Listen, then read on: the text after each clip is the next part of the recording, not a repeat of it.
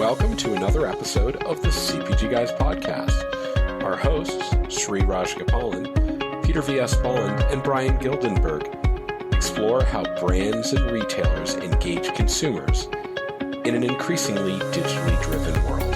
And now, here are the CPGGUYS. Hello and welcome to this CPGGUYS podcast where we explore the omnichannel digital journey of brands and retailers. It's a new year on the CPGGUYS and welcome to 2024. Happy New Year to all and hope everyone had a well-rested holiday season, and now we're back at it. Who else but PVSB and Sri? I'm of course your co-host Sri, and of course please listen to my daughter's music at www.riaraj.com. That's RHEARAJ.com, and follow the exciting adventures of my younger daughter at Cat's Eye as one of the members of the new band by High Ben Geffen Records on YouTube, Instagram, or social media of your choice. And wait for it, sometime this summer, first album drop, hopefully. Joining me today is my co-founder of the podcast, a loyalty and insights aficionado, and when he's not podcasting, he serves as the partnership acceleration lead at the newly rebranded Flywheel. Join me in welcoming my best friend, Mr. PVS Bond. How are you today? Sri, I'm doing great. New year, new us. We had a terrific 2023, and it's so good to be back at it with you and Brian. I know the Omnis were a big event for us this year. We'd gotten together in Chicago to record the episode and got a lot of nice comments also from people on our holiday cards that we sent out. So, yeah, we are like a married old couple, aren't we, Sri? Sending out our holiday cards. But good to be with you, man. Now we have a nice reason to fight once again because you've got Shohei, we've got one. What a season it's going to be. Maybe that Yankees-Dodgers series is actually going to be a reality in 2024. I'm going to look forward to the World Series. I'll say this, it'll be some good pitching matchups. That'll be true. Yeah, I have no complaints there. So I'm looking forward to this season, which means I'll be at a few more Dodgers games as well. But before we get to our guests, we want to ask you to help spread the word about this community we've created in the CPGGUYS beyond sharing our podcast with your friends. If you're using Apple Podcasts, Spotify is your preferred listening platform, leave us a rating as it helps feed the algorithm that makes us more findable by CPG retail people like yourself looking for education as well as entertainment. We're happy that the CPGGUYS is part of an impressive collective of highly rated podcasts, including CPGGUYS Fast Forward by Brian Gildenberg, CPG Scoop with Risa and Jennifer, and the FMCG guys with Daniel, Efrain, and Christine. And finally, we are always proud of our allyship with Next Up, whose mission is to advance the cause of women in business and to promote gender equality in the workplace. Next Up has terrific educational networking resources available to its members, and I, of course, Sri, serve as one of the members of the board of directors of Next Up, leading the Development Executive Committee. Links to our podcast collective and our landing page on Next Up site may be found in the digital liner notes of this podcast. And here we go with our special guest for New Year, New You. Our second guest these past couple months to come on from the iconic retailer Walmart, where she has spent 5+ years of a professional career focused on the wellness area. We thought it's a new year, new you, as I've said thrice now. So how can it get better than inviting the Vice President of Merchandising for Wellness from Walmart to the CPGGUYS and have a discussion about this very topic. So join Peter and me in welcoming to the podcast Vinima Shekhar. This podcast was actually in the making when we met up at an event my daughter was performing in Los Angeles, California. I'm sure we'll talk about that a bit. Vinima, welcome to the CPGGUYS. Thanks for joining us in 2024 as an opener. How are you? Good. Thanks, Sri. Thanks, Peter. So excited to be here. And Happy New Year, New You. Hey, Happy New Year to you as well. And hopefully a New Year, New You for all. Before we get to the questions I've prepared, would you please give us a description of your role leading wellness merchandising in Walmart? Yeah. So I've been at Walmart, like you said, a little over 5 years. I like to say my job is to find the best products at the best price and make them accessible to as many people as possible, whether that's in store or online. It's a fun job. Fun job indeed. And thank you for that overview, Vinima. In the digital liner notes of this episode, we'll of course include links to your LinkedIn profile and Walmart LinkedIn page for our listeners to access while we go on with that conversation. So, are you ready, Peter? Let's do it, man. New year, new you. So, Vinima, the first one is I'm curious about your career journey. You have a master's in engineering to a career in merchandising. The two aren't exactly the same. Although in a weird, wicked way, I can think of engineering and the desire to get into the wellness world that might have all kinds of ingredients in it, things of that nature. But I'm not the smart one there. So, we'd love to learn from you. Take us through your career journey of graduating masters and now all the way to merchandising. Yeah. As you said, I've got a mixed background, educational, professional experience, Shri. My master's in engineering honestly came about because of my passion in math, science, and logic. I am a pretty logical person. So I started my career in the manufacturing industry. I learned a ton on the ins and outs of making a product, how to get it on shelf, how to source it. I would say that's when I developed my passion for business, the art of making a deal, negotiating, developing products that we know customers want. And, from there, I basically started from a small family owned business to a medium sized business to a larger business. I like to call it building reps. Life took us to Asia, Shri, after that. So I did that for about 8 years. And then we went to Asia and I had the incredible opportunity to actually start my own business. So I started a jewelry business and then I started a fashion business. And when you own a business, you're responsible for every single decision and every single line item in a P&L. And as I mentioned to you before, I got really passionate about business. I'm a very logical person. And so all these things started coming together. And after 5.5 years in Asia, came back, by the way, to the US kicking and screaming, because when you're in an expat, it's really incredible opportunity. I knew I wanted to do something digital and I knew I wanted to be as close to the customer in a health and wellness fashion, because health and wellness is super, super important, I think, for me, and also something that everyone needs. And that's kind of where I found Walmart and Walmart found me. And, I got to work on an e-commerce business. I got to run, quote unquote, my own business, even though I was in the large world of Walmart. And I got to basically have a global and reach at scale. So what was exciting and what I learned in my own small business as well as my manufacturing, it's really fun to be a merchant. You get to learn what customers want. You get to go find it or develop it. And sometimes you realize it doesn't work, Shri and Peter, right? Like sometimes you realize you make something and it might not work, but that's okay. You can go iterate. You can go do something else.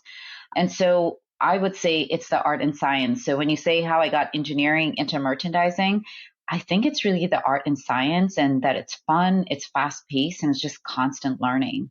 Art and science indeed, but you didn't tell us where in Asia. So the first gig was actually in Bangkok, Thailand. It's funny because I was 7 months pregnant when we moved, and so I had to get a doctor's note to get on that long plane. So we lived there for 2.5 years. And then we moved to Hong Kong after that, which is where I started my fashion business for 3 years. How awesome. And Peter, I'll turn it over to you for the next one. Vinima, welcome to the CPG Guys podcast. Now I've got that song "One Night in Bangkok" running through my head. So I'm going to try and get back on track. But it's really great to have you here. And thank you for detailing a little bit about your experience having been at small, medium, and large-sized companies, running your own business, now running a very large department. And I think that actually plays well into my question because you also brought up the issue of dealing with failure. I'd love to hear from you what leadership attributes you think have served you well over the years and championed your success, and particularly as you think about dealing with failure. Yeah, I love that question, Peter. Thanks. Throughout my career, I would say there's so many things that have obviously helped me grow. I would say the anchor is having a growth mindset. Because to your point, when something fails or something doesn't go the way you want it to go, that's okay because it's actually an opportunity to learn, to get better, and to go try something else. And so that I would say is the foundation. And some of it has come naturally, but some of it I've had to learn and some of it has been tough. And so what I would say is being resilient, being over communicative.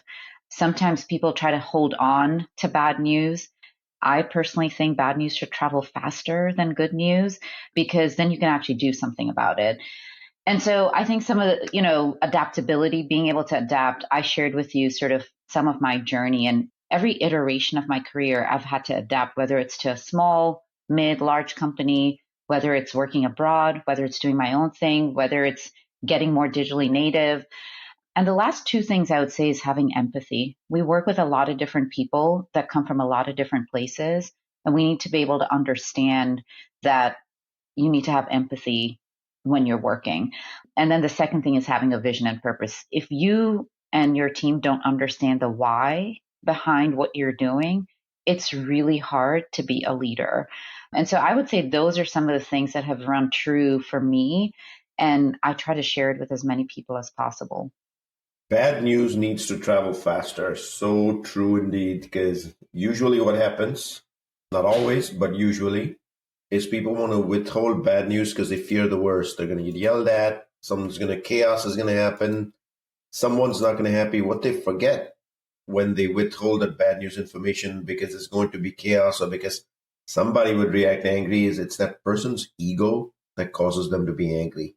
Bad news should be processed fast and an action to be taken as soon as possible. Can't agree more with you on that. And far too often in the corporate workplace, we see bad news traveling slow and very well phrased indeed. Empathy is the other one that I picked up and the importance of it. When you wear someone else's shoes, many things can be solved. 8x the pace, 10x the pace, whatever it is, but a faster pace than not having empathy, period. Whatever you describe as the answer to Peter's question on successful attributes, including the two we discussed, are things you deal with a team that is surrounding you every single day. So every successful leader is successful, of course, what they do, but also because they have a good team around them that actually get things done. So over the years, what have you learned about good teams? What have you been looking for when you hire to be part of a good team? And then how do you help build teams inside Walmart? Yeah, Shri, I would connect this question back to something I said earlier about art and science, right? And I would say building teams is a mix of art and science, and being able to the value of building a good, strong, high-performing team is so important from a business and well-being standpoint. And in my sort of career, I found a few characteristics actually are pretty consistent. First is trust. Like, trust is so crucial. You got to be able to trust your team, even if you might not understand or agree with the idea. Trust that they're bringing up an idea and have questions, talk about it. But if you don't have trust, then you're actually not giving a platform for your team to flourish and to bring their best self. And I think kind of connected to that is having an environment where the team feels safe to share and collaborate without judgment, which is part of embracing diversity, right? I have found such incredible results come when you have diversity of thought in a team. If you just hire people that think like you're actually not going to get the power, the incremental power of diverse thinking. So I would say that's super important. The other thing I would say is clear goals and roles. If you bring a team together and you don't tell people, hey, here's what you're supposed to do, here's what we're trying to go after, everyone's just kind of going to be looking at each other and saying, well, wait a minute, don't you have that? Wait, I thought you had that. What? And so having clarity on goals and responsibilities, as simple as it sounds, is so important. I'll tell you, early in my career, I kind of brought some people together and I was like, oh, guys, we got to go do this. And then I just assumed it would happen. But we had a lot of finger pointing, like, well, he was going to do that. Well, she was going to do that. And so some of these things I've learned, kind of going back, Peter, to what we talked about earlier, right? Like, sometimes you learn because you didn't do something well and you have a growth mindset. You figure out, okay, that didn't really work the way I wanted it to. So I got to get better. The last thing I would say is don't underestimate the power of you as a leader, holding yourself accountable. A lot of people think that, hey, I'm the leader and I'm going to build a team and it's them and it's me just kind of orchestrating. That's not how it works, because I will tell you, team A is going to be different than team B, than team C. And throughout your career, it's not just a playbook that's the same for each team. You have to, as a leader, adapt to your team and understand what their needs are and make pivots accordingly. Vinima, I love what you say about aligning against the outcomes and your objectives. I try to make sure that obviously when I'm setting my goals for the year that they cascade down from my manager, and then my goals cascade down to the people below me, obviously refined at different levels for specific responsibilities, but I want to know what they are. But I'm also very cognizant about making sure that when I deal with people in other departments or even some of my clients, I'll be very specific up front and ask them, what are your objectives for the year? If I understand what those are, I can frame things in those terms that I find gets alignment and engagement much quicker. I also loved what you said about bad news traveling fast. And on the side, Shri, I need to have a talk with you. I'll just preface it by saying it's not you, it's me. But we'll carry that after the podcast. I'm just kidding. All right. So I know he's referring to the Dodgers losing to the Yankees in the World Series. Yeah, it was you. No. Otani, $700 million, Shri, $700 million. That's a lot of ticket sales. Anyhow, so Vinima, the pandemic accelerated and thrust us into a world of omni-channel existence. I'm really kind of curious from your perspective, how you make sure that in your role, you and your team are attuned to the demands of the omni-channel world, and how you infuse that into not just relying on, say, the Walmart Connect people in a different group to be responsible for retail media or the e-commerce team. How do you kind of infuse omni-channel thinking into your merchants and their day-to-day activities? Yeah. The beauty of Walmart, Peter, I would say, is we're always focused on what the customer wants. And what stayed true in and out of the pandemic is we always stay true to the customer and their needs. And so during the pandemic, I would say business and individuals had a choice. They had a choice of either you adapt or you risk being left behind. And we recognized that really early and quickly at Walmart, that we had to pivot and we had to find ways to stay connected with our customer. It meant leveraging technology. It meant leveraging people. It meant leveraging new processes, just so that we can embrace omnichannel in a way that probably wasn't done before. And so just the idea of not being scared of new, I think was important. I would say, adaptability extends beyond just channels. We saw changes in trends in customer behavior. We saw that, hey, we had to change because they needed us to change. And sometimes that might not be the right quote unquote move for the P&L. But if you take the P&L out of your decision making and focus on the customer, the P&L actually figures itself out, right? So I think that's something that's always core to us. And we do that in merchandising as well. Like, hey, if you follow the customer, you do what they want and you follow what they need, it'll be right for them. And ultimately it'll be right for the business. So it's sort of this productivity flywheel. And lastly, I would say is that, at Walmart, no matter where you are, we know that change is constant. And so when the pandemic happened, we said, okay, we know that here's another change. We've dealt with a lot of changes and this is yet another one. And we're going to go fast and furious and not take months to make decisions because we know that our customer needs us. Well said, indeed. And following the customer in the world that I've been bred, which is the brand world, the consumer, same thing at the end of the day, the shopper, really, really is the way to go. One question I'd ask on the omni-channel piece is, e-commerce today has obviously become a sizable portion of any segment or market or channel or category. How are trends going in the health and wellness area that you're in? Are those rising by the day? Yeah, you know what, Shri? We are seeing our e-commerce business stronger than ever. Customers, in fact, there's a stat actually that my team and I were talking about just the other day that says 70% of health and wellness purchases start with search online.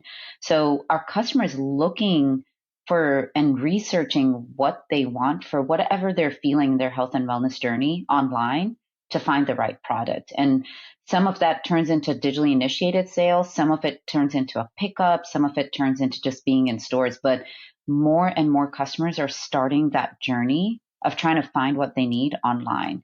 And so we know that we're just getting started and there's so much more momentum that's ahead of us. Would it be fair to say that in the wellness world, for many products, the journey actually now almost always starts digitally in certain instances. In certain instances, yeah, because I think, especially in the wellness side, when you think about protein, you think about supplements, you think about probiotics, these are all things that's very big on social, right? So if you look at a lot of these social groups and things that people are talking about, they're actually less talking to their doctor, but they want to share experiences.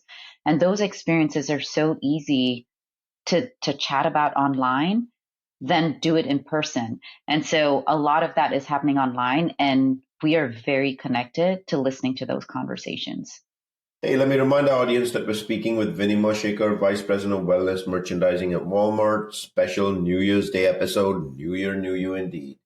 And that theme, New Year, New You Indeed, what does this mean to you, Vinima? And how are you set up for success in this space? And how are you driving that success that I just referred to for Walmart in wellness on New Year, New You? So I am so passionate about New Year, New You because it is such an important time. In fact, almost 40% of Americans will be actually already have set New Year's resolutions. And so we know that it's an important moment for our customers.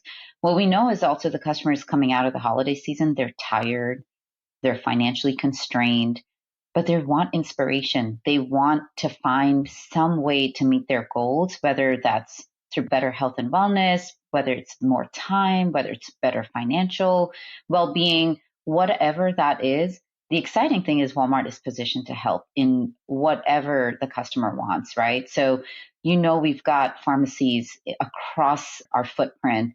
We've got access to healthy foods, whether that's salads. In fact, fun fact is that we sell the most salads in the month of January. So we are ready with any kind of salad that you might need. We also know that customers do a lot of organizing during this month, a lot of decluttering and just kind of getting ready for well-being, however that means.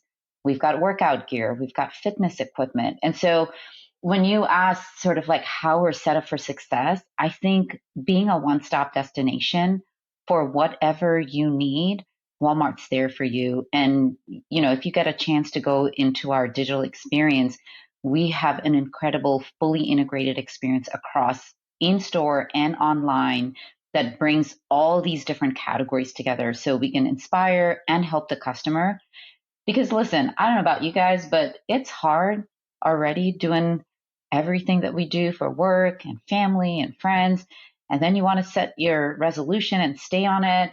And by the way, second Friday of January is National Quitters Day. So my goal personally is to influence as many Americans to stay on their goals past National Quitters Day. And hopefully Walmart will be there for that. Wow, that's terrific. All right, so let's build upon that a little bit, Vinima. In this aspiration of keeping people on these new habits, other pressures that have been put on people, obviously the inflationary pressures, right? And their discretionary income and the challenges around that. I would argue that a lot around health and wellness, that tends to be a little bit more susceptible to discretionary spending versus some other categories. So my question is this: how do you plan and adjust and help drive consumption, particularly over the last year as we were all facing these issues, and try and get people inspired about not just thinking of it as a nice to have? It really has to be a need to have in their lives. Yeah, you're right. It's really been challenging several months, Peter, with inflationary pressures and just all that's happening in the world. It's a really tough time. The good news, I would say, is that fighting inflation is in Walmart's DNA, right? Like if you think about our purpose, which is to save people money so they can live better. I mean, everything we do is grounded in that purpose. And so when you think about our EDLC, which is everyday low cost, on doing everything we can to remove costs from the system through efficiencies and scale and negotiating the best costs with our suppliers so that we can help customers get the best prices so they don't have to make those tough choices. I get the opportunity to talk to a lot of customers and be part of focus groups. And we've heard exactly what you said, that customers are having to make tough choices. And at Walmart, we very firmly believe that health and well-being should not be a choice. It is a right for every American. And I said earlier, Shri, when you asked me, what's my job? My job is to find the best products at the best possible prices for everybody. And so that's what we're doing. We're fighting inflation. We're giving people access at whatever price point that they need so that they don't have to make tough choices. Well said indeed. The world would be a happier place if we all lived better.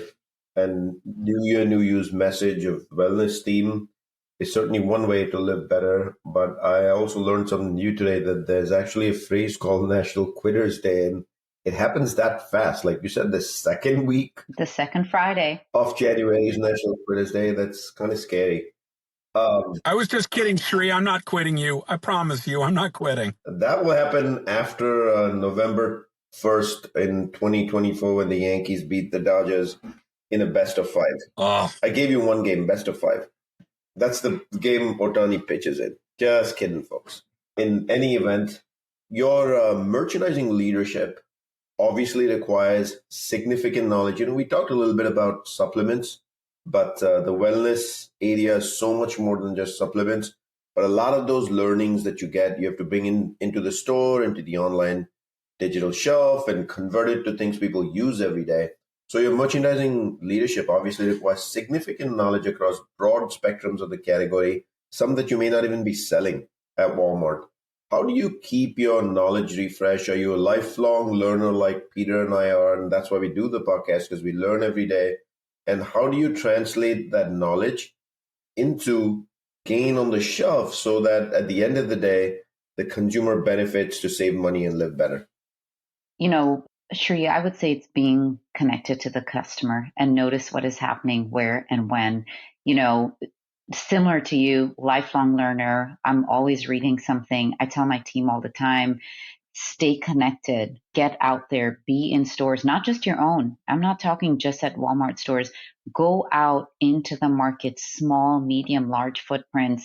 Go out on social media. Be where the conversation is happening, because you hear then what the customer is telling you, and they're highlighting things that they want, that they need. You see trends that are happening with ingredients. We had an incredible story, and you'll see it soon. I can't talk about it yet, but we picked up a trend a few months ago, and our team went behind it. And we're super excited, hopefully, to be first to launch in just a few months here. But it's honestly not because we read it in a report. It's because we were in the conversations and listening to our customers. I think one of the things I tell people all the time, and the biggest mistakes I think people make, is they fall in love with their idea. When you fall in love with your idea, you miss sometimes something that might be better than your idea because the customer has changed and because it's not relevant anymore. And you're still stuck with the idea that you love, but maybe the customer doesn't anymore. And so when you focus on the customer, they'll tell you what they want. And I would say that's honestly the best way to stay relevant and be on top of trends. You know what? There's so much in what you said. When you fall in love with your idea, you can't let go. Having spent 28 years, no less than 28 years in the world of retail and CPG, 80% of everybody I meet still wants me to anniversary things from last year. It's not a retail issue, it's also a brand issue. That's how things begin. And it's because people love what they already have done, and that's what they want to do. So one of the things that rises to the top of my mind from a learning perspective, Vinima, and I'm curious about how you think about that, is that very word, curiosity. CPG Guys was born out of Peter and my curiosity on omnichannel. Would love to learn what that word means to you, and then do you find a lot of curious people around you? Yeah, this goes back to Shri. We talked about having a growth mindset. When you have a growth mindset, you're curious about what's working. You're curious about what's not working. You're curious about the world. You're curious about people. You're curious about the customer. I think you can use the word curiosity with anything. And when you're curious, you're asking the right questions and you're learning along the way to make something better, because there's always ways to make something better. Yeah, we absolutely agree with you there. Just so much to unpack. from this episode. It's really phenomenal. The focus being obviously stay close to the customer. You're probably one of those people like Shri and me. When we're on vacation, we get up early before the rest of the family. We go out and walk stores so we can see what's going on and learn about the industry that we're in. And that's probably what makes us so passionate about it. And as Shri said, we started the podcast as an element of curiosity. So I'll close this out, Vinima. You know from listening to our introduction, and obviously anyone who follows our podcast knows in our engagement with Next Up that our passion is around promoting gender equality in the workplace. So my last question to you is going to be, to women in particular who are looking to pursue opportunities like you've been able to pursue in your career, what particular pieces of advice do you have around things like mentorship or latticed careers or anything that you think are particularly relevant? Yeah, it's such an exciting time to be in retail, Peter. It's so fast. It's transforming. We talked a lot about, I think we're just at the tip of the sphere when you think about what is out there, which makes it a really exciting space for a lot of people, especially women. And when I think about what are the things I think all women can do is really connect with professionals like themselves or even not like themselves. We talked about diversity earlier, the diversity in thinking and thought. And I think a lot of women sometimes, if you don't ask, you won't know. And I will tell you, just throughout my career, I asked a lot of questions. I asked questions to people that I didn't even know what they did. And because I asked, I kind of learned. And so I would give advice to women like ask questions, seek out advice, go meet people that maybe you haven't had a chance to work with. The other thing I would say is be ambitious and be okay with that, because a lot of times, as women, and it's unfortunate, I will tell you from personal experience, it's like, oh, well, you're too ambitious. Well, do you ever tell a man that? Right. And so I think it's okay to be ambitious. It's okay to have big goals, but be proactive about it and do something about it rather than just saying like, oh, I have these big lofty goals and well, okay, that's great. What are the things you're going to do? I would go talk to other people, go out in stores, read a lot, be in the conversation, show your dedication and willingness to learn. And there is so much opportunity, I think, and we're looking for people like that. So I think those are some of the things I would say, and it's worked well for me. And I would continue to encourage women to do that. Yeah, I would just add to that, to your point about being ambitious, the old adage of when there's a job description out there and there are 10 requirements or experiences they're looking for. Generally speaking, men will look and say, if I've got 2 of them, I'm qualified. And all too often, women would feel like if I have 8, I think I'm almost qualified enough. And we got to get women off that mindset. Be ambitious, reach for things, and look at it as a learning opportunity, less as I've already done that job and so I can do this, then I should qualify for it. It's not like that. That's not how the world should work, and it doesn't. Yeah, I agree, Peter. And, the last thing I would say is when you reach out for mentors, not every mentor might be the right match, and be okay with that. I have connected with a lot of different people, and sometimes it works and sometimes it's like, okay, that was a great one conversation, but maybe it's not a mutual fit. And I think a lot of times women might have an initial conversation, be like, oh, that didn't really go well. And then they just kind of stop. It's actually a consistent and constant sort of continuous learning. And knowing that, I think, is important. Yeah, case in point, Peter, at the top of this podcast and twice over, we have 1 new qualification each, which is Ohtani and Juan Soto, and we keep referring to the Yankees-Dodgers World Series as though we're overqualified, that those are the 2 teams that are going to make it because 1 arm and 1 hitter was added to the team. We're just talking smack, Shri. That's how we play this game. Little baseball in with our core passion around this omnichannel experience. Yeah, I mean, the discussion on wellness is always a great discussion in my eyes. Yep. A discussion to encourage people to look at New Year's and New You in a plethora of so many good ways. Advice from merchandising leader in Walmart to build a career, virtues, values. These are all amazing things. And Let me remind our audience of the CPGGuys.com URL, where you can find all of our content by simply going to www.cpgguys.com. That easy on a web browser. If you think your company has some thought leadership to contribute to a growing community discussion, drop us an email at contact@cpgguys.com. That easy, contact@cpgguys.com, and maybe you can join us on this podcast. Don't forget to drop us a rating at cpgguys.com in the navigation bar up top of our website. The reason for that is that informs us whether we have the right quality and content in this programming, and you get to choose who comes on the show. You get to choose the topics, and that's why we ask you to do that. To our 27,000 plus dedicated followers on LinkedIn, we know that's a huge number. We can't thank you enough. You shaped the show.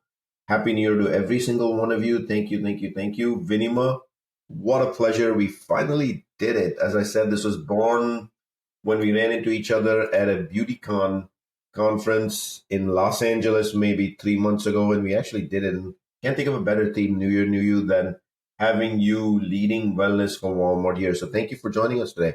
That too on a Sunday. Thank you, Shri. I'm so excited. And I hope everyone has an incredible year ahead and gets way past the National Quitters Day. There is no quitting this year. And so I will tell everyone on this podcast, make sure that you are doing everything you can to meet your resolutions. Excellent words of advice. And Peter, are there one or two things up top that you wanted to highlight real quick? Yeah, sure. There were a couple things that Vinima said that just track very well, which is you definitely have to put the consumer at the center of your decision making, and everything else is going to work out if you do that. And you need to be able to deal with failure and do it in a constructive way, because it's going to lead you to further success.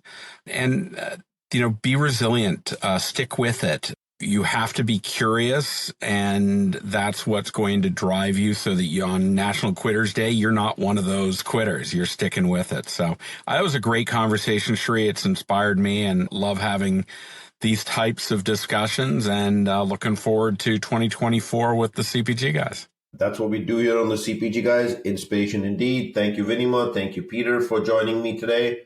That's a wrap of this episode. See you soon on another episode of the CPG Guys.